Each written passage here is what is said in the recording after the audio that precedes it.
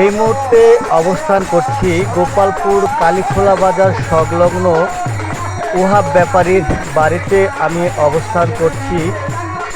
আপনারা যেমনটি দেখতে পাচ্ছেন, শাহ সালেমান ল্যাংটার স্মরণে প্রতি বছর ওহাব ব্যাপারীর বাড়িতে একটি জলসা হয়ে থাকে। সেই জলসায় আমি অবস্থান করছি।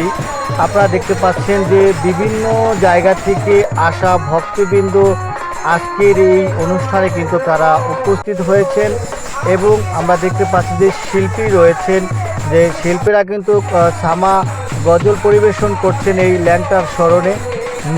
দেখতে পাচ্ছেন যে শিল্পীরা রয়েছেন খুবই সুন্দর ও চমৎকার একটি পরিবেশের মাধ্যমে এই সলেমান শাহর যেই প্রতি বছর যেই অনুষ্ঠানটি হয়ে থাকে সেই অনুষ্ঠানে কিন্তু আমরা যুক্ত রয়েছি। দেখতে পাচ্ছেন যে শিল্পীরা গান পরিবেশন করছেন এবং ভক্তবৃন্দরা রয়েছেন, তারা কিন্তু খুবই আনন্দ উল্লাস করছেন। আমরা দেখতে পাচ্ছি ওহাব ব্যাপারী তিনিও কিন্তু রয়েছেন গদিতে রয়েছেন। এই ওহাব ব্যাপারীর উদ্যোগে কিন্তু এই প্রতি বছর শাহ সলেমান ল্যাংটার স্মরণে এই অনুষ্ঠানটি হয়ে থাকে।